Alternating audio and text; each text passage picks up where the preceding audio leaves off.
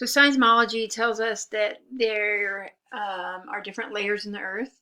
So let's figure out what they're made out of. We go to the meteorites. Meteorites really give us the story of the composition of the solar system, the solid parts of the solar system. So we have rocky and metallic meteorites. We look at those. We conduct laboratory experiments. We can look at different rock types and determine their densities and what the mineralogy of those are. There are some places where at the Earth's surface mantle-derived rocks are exposed through plate tectonics, so we can look at the chemistry of those rocks. We can also do pressure and temperature experiments in a lab.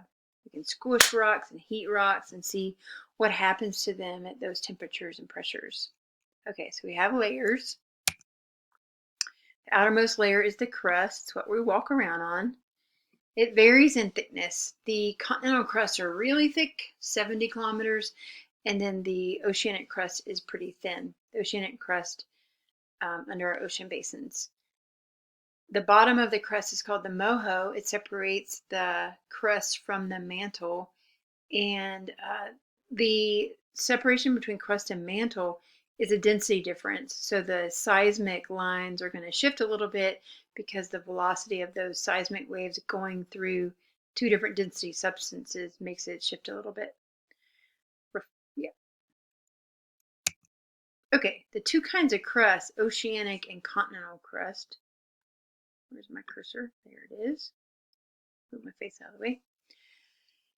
Okay, we have continental and oceanic crust. The continental crust, which makes up our continents, if we were to crush all that up and melt it and recrystallize it, we would get a rock like a granite. So it has what we say an intermediate composition.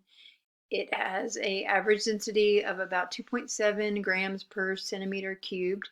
It ranges in thickness, 25 kilometers up to 70 kilometers. The thick continental crust would be under mountain chains. It's kind of the root of the mountain. Oceanic crust is denser. It's made up of basalt and gabbro, those two rock types, and it ranges in thickness from 7 to 10 kilometers, and it has a higher density of about 3 grams per centimeter cubed.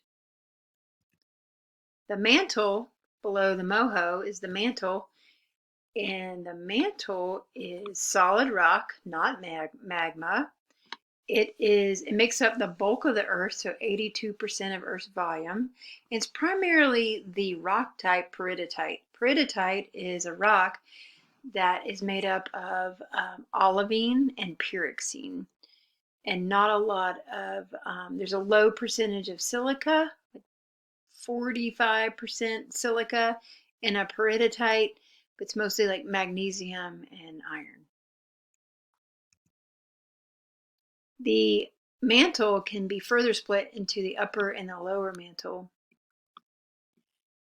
The lower mantle undergoes what we call convection. It is a solid, but it flows.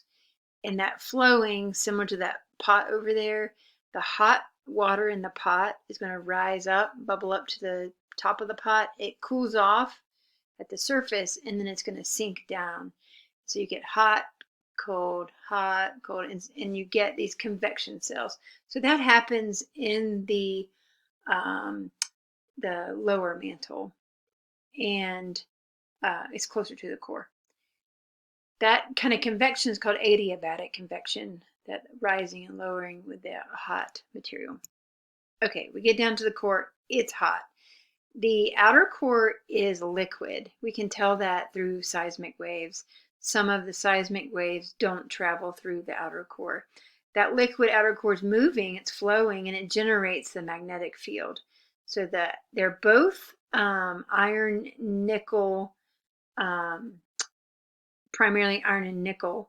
The density here goes for the outer core 10 to 12 grams per centimeter cubed.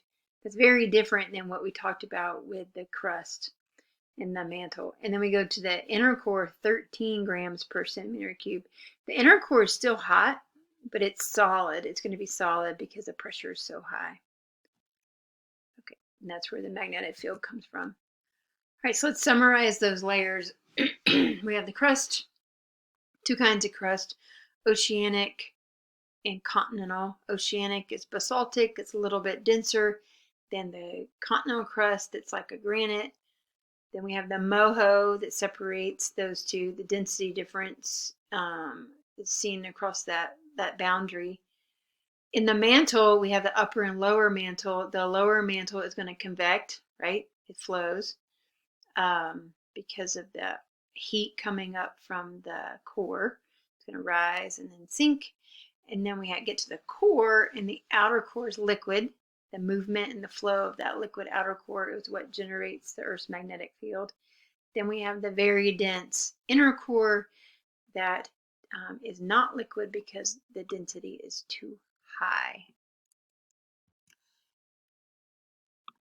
So those different layers that we just went over, crust, mantle, core, are all about the composition and density. I use those words a lot.